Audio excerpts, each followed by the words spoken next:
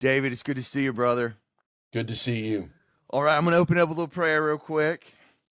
Pour out on us, O Lord, we pray, a spirit of truth, understanding, and peace, that we may know with all our hearts what is pleasing to you, and with one accord pursue what we have come to know through Christ our Lord. Amen.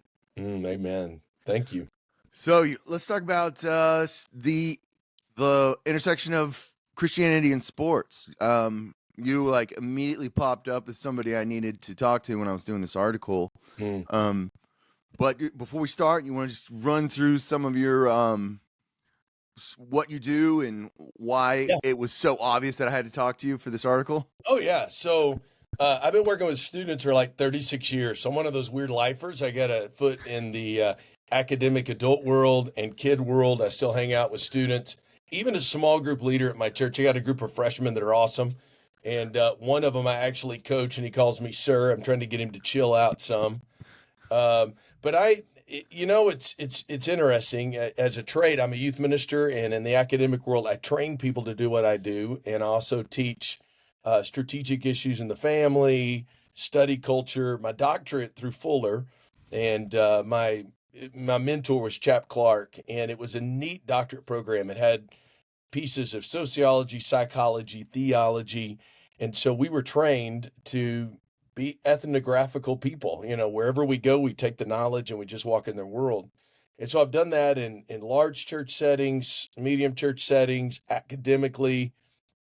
And probably 15 years ago, when I was working with the Hills Church in Dallas, I started working with a thing called character coaching. And it was a little known aspect of FCA.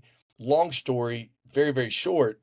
They eventually hired me to codify it, through our governing agency of sport, Title IX compliance. And so we have individuals all over that work with sports teams, with sports psychology, character development. That is, the seen product is one of, helping people win games and work with students, but it's also just a godly presence in the schools. And it's pretty awesome. We have them all over the place. The guy who helped me actually helped Brent Venables at OU start Soul Squad. We have them at the college level. I mean, it's a really cool thing. And so my life has always been intertwined with sports, and this has enabled me to work with some really incredible coaches, help some students make it to the next level, still be involved in their life. So it's just kind of been a natural thing. So I've been doing that particularly alongside my ministry for like 15 years now, if not more. That's awesome. So one of the things I'm still working through, so I really wanted to talk to you about this in the article, is as an athlete, it's so intense. There's this idea that, as an athlete, you have to not think, but you have to be able to just move and do it. And but at the same time, there's like a similarity I see between that and prayer, and a really good prayer life. Like, you have to focus. It's really hard. You got a lot of people who want you to fail, but you have to really kind of lock in.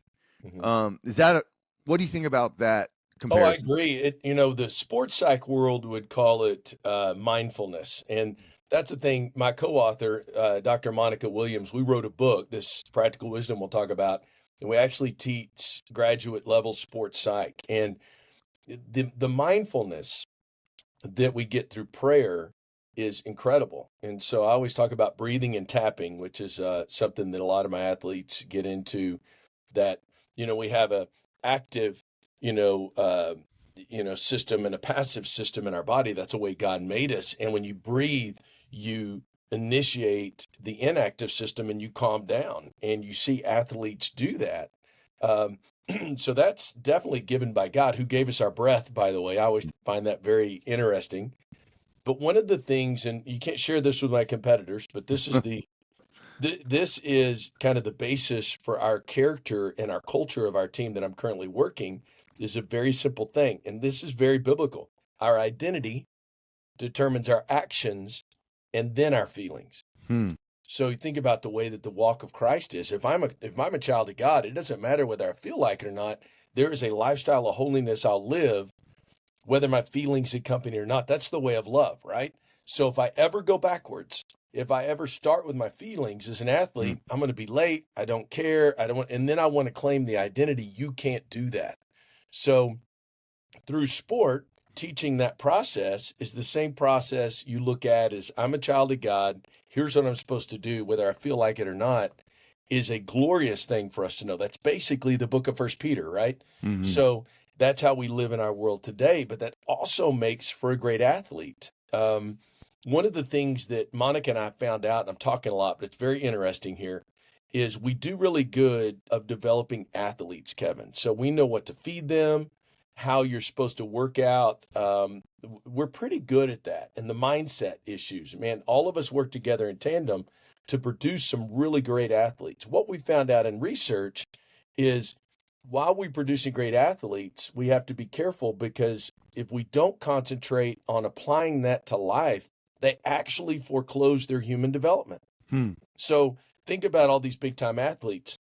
Um, Michael Phelps, what did he do after he attained everything he wanted to? He didn't know who he was. Hmm. You think of some football players that their whole life they've been patted on the back for being violent. Well, what do you do when feelings start to take? Well, you try to do the same thing that you've always done because this is where I perceived affirmation. They actually foreclose on that. So one of the things that I try to do as a coach, and I think a lot of the coaches around me, is to try to separate who they are from what they do and let them realize that games are awesome and they should do that at the very best of their ability because it is a reflection, but it is not their determinant.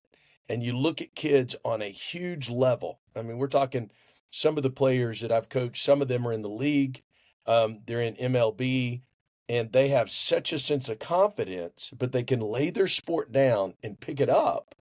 And that's a pretty incredible thing. They actually become better players when their identity is not totally on what they do as a craft. I like that because that does go. That is sort of the opposite of what as a culture we do. My wife is a therapist, and Mm-hmm. she talks about that from a kind of a different perspective.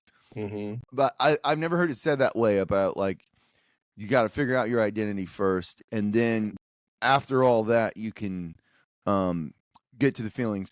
And I also like this idea that it feels like, I mean, because being an athlete is hard. There's Mm-hmm. so much pressure. You could get hurt at any time, and it could all be over. Yep. And so, but like most things, Christianity gives you some freedom from that pressure. Mm-hmm.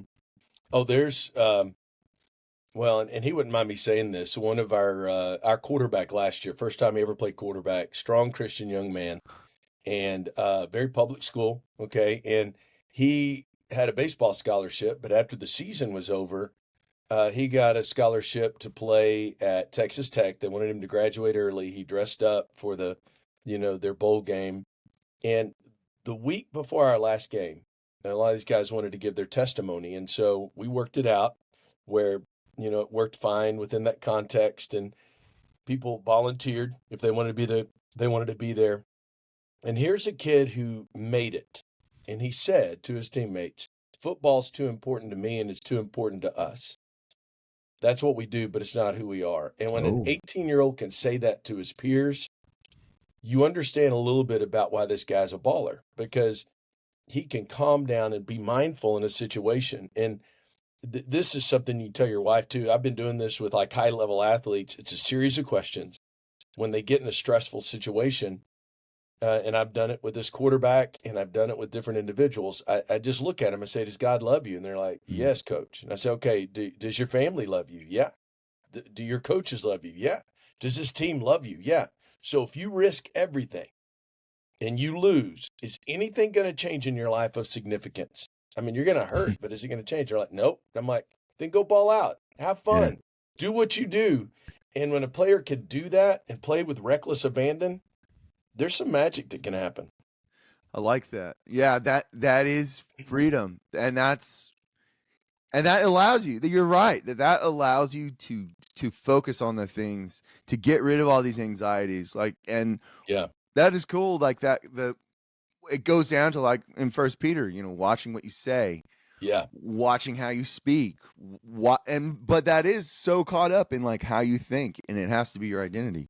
It's amazing what you said about the thinking, because I talk a lot about self-talk. We process, I think, 5 to 7, I think, 1,000 things in a second. So Wow. people are listening to us and processing, but it's like 5 to 7 billion things in a second that's in our subconscious. So I could tell you, Kevin, you're great. You're awesome, man. You're great at what you do. But if you have one thought of, I should have asked this question, this didn't work out well, it's possible that all of that positivity goes away. And Hmm. all you're thinking about is that one moment of failure. And that happens to everybody, whether you're on a competition field or not. And so a lot of the self-talk, a lot of our students in the ministry involved, their parents have told them that they're stupid, they're fat, they're dumb. I mean, all these negative things. And it takes a community. And this is what I love about sport. It's an opportunity to say, no, you're good at what you do. What is your affirmation of what you bring to this team, and to be able to reinforce it? And that's part of the ministry of sport too, is to help them with what do they think about themselves? Because a lot of them are only as good as their batting average or as fast as their time on the 40. And that's a rough life. Yeah, and it's and that's what's so cool about a lot, like with the championship game with Notre Dame. Mm-hmm. Both those guys just putting Christ's love first, and Yeah. sportsmanship comes out of that, compassion for, and it makes a better game. It's not like because they care about each other, the game isn't better. It's better because they care about those things. Yeah, it's culture. I Yeah. mean, that's our secret weapon. I mean, we are not fastest, strongest, whatever, but team speed and strength is awesome. And we don't have we do have 5 stars every once in a while, but we ran the gamut of 268, which is Permian, Midland Lee. It's the Friday Night Lights.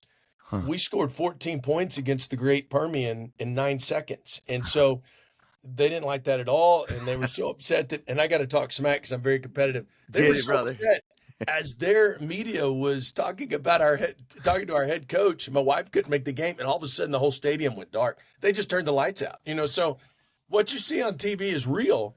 And tomorrow I'll go to Midland, Odessa for my son's birthday, and I'll wear my friendship cover because I just, it's fun to be competitive. And everybody should love that, but it frees you. And, in football regards, it's a violent sport, but it's 4 to 6 A to B. You're violent within this period of time. And you saw with Notre Dame, they didn't have the 15 yards. They didn't have all this stuff because they could separate a violent game and say, okay, next play, which is what they tell themselves. Next play is also another psychological principle based on your identity. Because they're going to fail, but next play, what are we going to do this time? What are we going to do this time? And the great ones do that. I'm a big fan of Paul. I think he's I He's think he awesome. said I think he said some great stuff. And I love his like sports metaphors. I think Mhm. and that was kind of where I got this idea for this story is so, and we kind of you've already discussed this very well, but like what are some of the strongest connections um Mm. between Christianity, specifically Christianity, and sports? Oh, I love it. It develops grit and gets you comfortable. You don't accept it, but gets you comfortable with failure. We are, oh my word, look at our playground equipment, Kevin. You and I played on things that would probably had, I mean, who Technic- knows what yeah, disease we started, but we'd rip our yeah, hands open. We probably had yeah. lead-based paint because we were chewing on it to try to stay up there longer. All of that's great. And our teachers were behind the building smoking, going, put some dirt on it, Kev, Yeah, and, you're right. and, Yeah. but we grew from that. And our kids today desperately need grit, which the Yeah. only way you can get grit, which is defined by focus, passion, and purpose, right? Is, as one author said, the mundanity of excellence, the boring things. Wow. If you want to be great on a field, you got to learn that you have to run past the line. If you want to be great, a hurdle, guess what? You have to learn how to activate your hips by stepping over hurdles. Everything we want to do starts in sport with something small.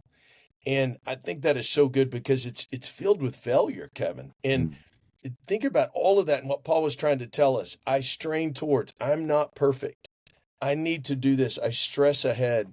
And our students believe, and it comes from a bad theology, that the whole purpose of the Christian life is just not to go to hell. Well, the really bad gospel. What's the good news then? Okay, Yeah. so it should be transformational. And the only way it's transformational is, okay, I say make your bed in the morning for athletes, which really works, by the way. That's a freebie for this. But you Mhm. think of, okay, am I in the Word? Am I having conversations with godly people like you and I are having? Yeah. Do I want to be accountable to someone? Why do I go to church? It's not to make God love me more, because it won't, but it's to encourage one another. Those are disciplines. Those are the small things that lead us to the big moments when the culture pressures us, that we can say, okay, I'm not of this world. I'm an alien and I'm a stranger. So I will compete different. I will talk different. I will be morally different, not because I'm better, but because of the grit I've learned. And this is why I totally believe if you learn how to play a sport well, you will learn better how to live life well. I like that. And I think it also, is it fair to like move that to just like somebody who's doing a personal exercise journey? Yes. Hmm. Oh, my word. My daughter just brought in donuts. Now I got to tell you, this is crazy. I love donuts. It's It's a probably great what line, manna Lily. tasted like, dude. It's stupid. It's Monday though, and I got this rule, and the donut lady across from our school, because I will leave football coming to Lubbock Christian University, and I'll go to my donut shop on Friday because it would be part of my food groups, Kev, but I can't do Yeah. that. And so she brought some really good donuts in, and I just shut my door. I'm so glad we're talking because you've helped me avoid temptation. And I'm like, I don't want. It's not. And my daughter looked at me. She said, "It's Monday." I said, "Yeah, get those out of here. I don't want them." You got to start with coffee on Mondays, man. In my Les Mis mug. Dude, I'm coffee. I need to back off some. I'm just going to let you know. Yeah. Yeah, I know. But that's like you said, limitation makes for happiness. And we don't want to limit ourselves and Yeah. our poor little. Okay, let me go youth minister here. Yeah, speak, brother. Great youth ministry will make your kid uncomfortable. Parents, hear Mm. me. If your kid's not uncomfortable and you're giving them literally what our kids call it, the Jesus show. Hey fam, how are you doing? It's good. They know life sucks at times. So Jesus has to be placed in the suck of their life. Hmm. And what we have a tendency to do is, man, come to Jesus. It's going to be great. We're going to have so much fun. Everybody on this call knows that sometimes to wear the name of Christ, the actions don't meet your feelings. Hmm. So that's the truth. We're supposed to take up crosses. We're supposed to buffet our bodies, as Paul says. We got to make room in youth ministry that your kid comes home and says, man, I am really uncomfortable. And you don't call the youth minister or the lead pastor and say, we got to get this guy fired because my kid feels bad for themselves. That may be Holy Spirit guilt. Yeah. That may be that mundanity of excellence where we call out things in our students and with our parents and say, guess what? It's hard. And this has been a hard week and a hard day. Let's struggle. And we know from research at Fuller that when we let students express and explore doubt and we enter those spaces with them, their faith is more sticky, as we call it there, but it's more relevant. And I think we have to live in those spaces with our kids, which is that grit, it's that grind, and it's very Apostle Paul. I like that. So I think we've already touched on it a little bit, but as part of your practical wisdom, because it's a series, right? Yeah. The one that really stood out for me in this is like practical wisdom for athletes. Mm-hmm. So I know we've already kind of walked through that, but what are some of the other like big points that people should hear about? Well, the Practical Wisdom series, first of all, is you at the very beginning, it's like the quick start guide for a computer. So nobody reads. I have a couple of friends, you do too, that I'm going to get in and read and nobody does that. So it's like, how do I connect a keyboard?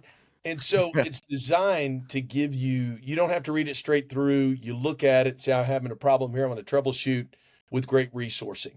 One thing that I think is very great about this newer book is it comes from Monica and I's long experience with sport, working with athletes, and doing ministry. I love the end matter, I call it. So we have pro athletes, college athletes, high school coaches, pro coaches, those who play in the league, those who haven't, giving advice on how to cheer well, what are rules for families. All of this stuff is awesome, and you get to hear their voice.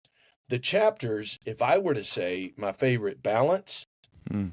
how to balance sport in your life and the importance of it, failure, as we talked about, how to have conflict. Mm. Sport is rich with conflict, and how do you let and help your student develop conflict, and when do you come in and try to be involved? How to make great decisions. Our world today, and the first line of the book is competitive athletics is broken. Hmm. And I could tell you, Kevin, I could say, man, you're the greatest, athlete I've ever seen in my life, and you're in eighth grade and have a mustache. So I think you could play at the next level. Well, you may be the world's worst, but we have select people that'll say, for $2,500, you're the best thing that ever happened. Hmm. And so there's a lot of money attached. And so we try to help you understand that you have professionals around you to help you select and extra opportunities. Some of our kids we're sold a bill of goods. We have programs. One is, I won't mention it because they're making so much money, it's ridiculous. But a kid can recruit themselves and know how to do that, because most of our schools help kids with their recruitment if they have the ability to go to the next level. But there are people that have come in and commoditized that to say, Kevin, your kid's pretty good. Give me $1,000 and I'll get your name out. That's not needed. Eesh. Yeah. It's not needed.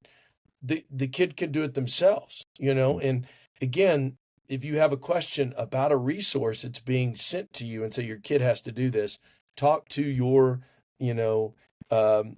school people, because they know these people, right? And talk to someone who's been through the process, because there's a lot of rackets out there. Working for the Cowboys, we won't talk about it because that's, I'm a Cowboys fan, so we'll leave it. But we will have a camp, Kevin, where we're about to go into AT&T, or especially at the Ford Center, and there's a workout area in front of the Ford Center where the Cowboys practice, and we're about to come in and talk to some of us who have been coaching for a long time, and there will be somebody out there coaching up somebody, trying to get business, and all the parents will start taking pictures.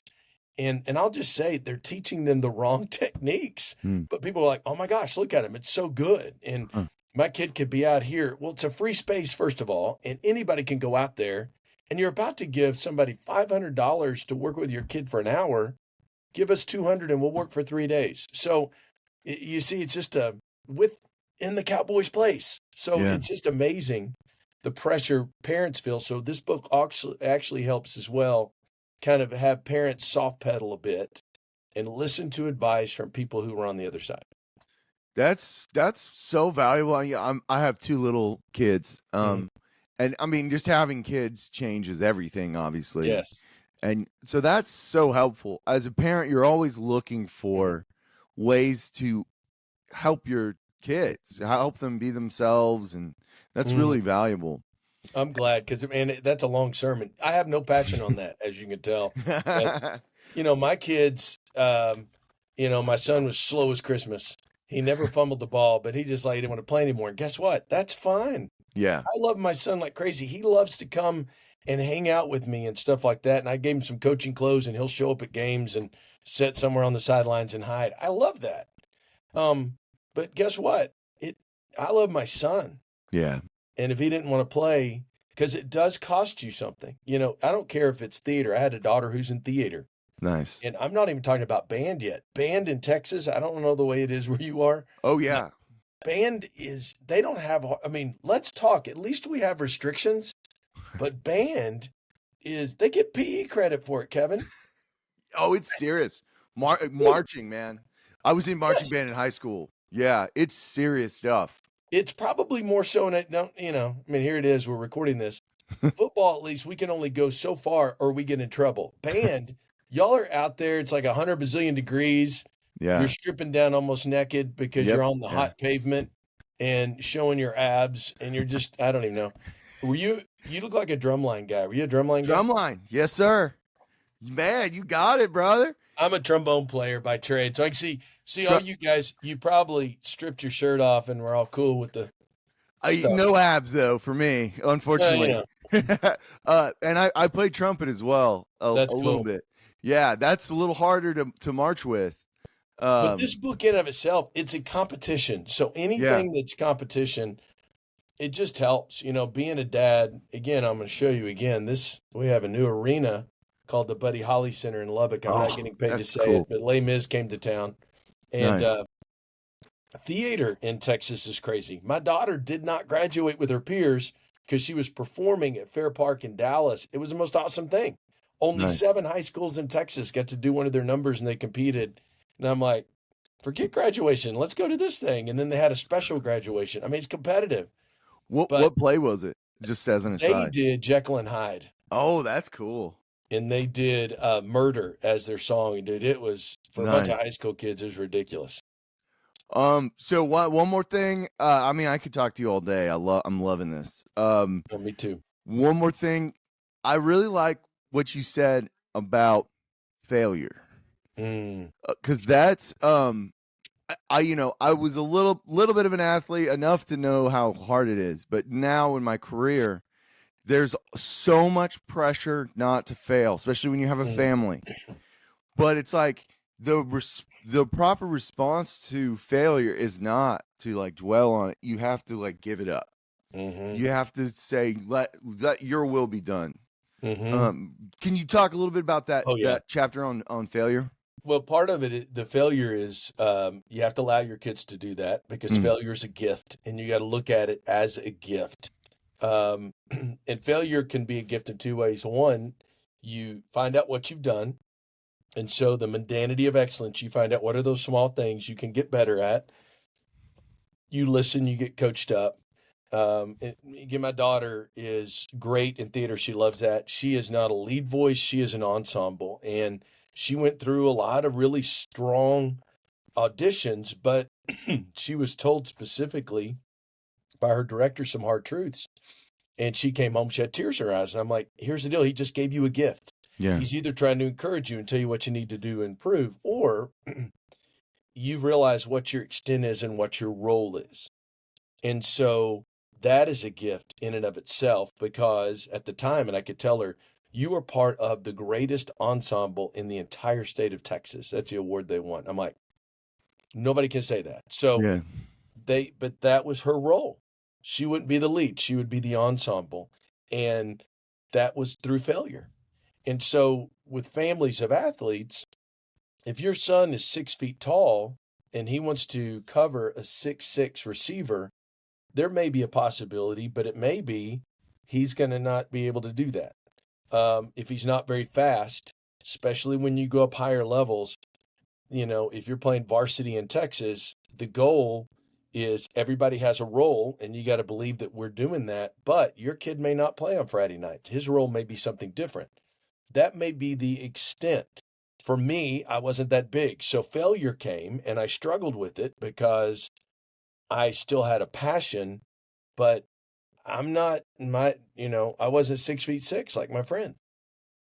And I was fast, but not fast enough. So everybody has to end. And if we're not comfortable with failure, we don't grow. We get mad. And here's the thing that families do. And man, I'll say this. If my kid can't play at this school, they want to go to another school, and they blame it on the coaches. Well, if your kid wants to go to college and they can't play at a 6A school in Texas, but you go to a 3A school, they're not going to play at the next level for the most part, unless something weird just happens. Nobody's out there trying to punk on your kid, but people grow at different times. Now, younger athletes, and this is what I'll say this. We have Little League and Pee Wee where we're way out of balance. We're giving them rings for winning a weekend championship. Yeah. That's sick, because what's going to happen is you may be great. I mean, I was this big in 8th grade, so I was a great 8th grader, but I stopped growing. Kids develop. And so we have so much pressure at a younger age, and we think, well, our kid has to be here. They got to do that before they get to school because all the coaches select kids from this group. Not necessarily true. Your kids, when they come to a higher level, they may start at a place, but most people look for and develop things so that failure, your kid may be great when they were 7, but it may not be the coach's fault that they can't play when they're 15. And so, eventually we all fail to make it to the next level.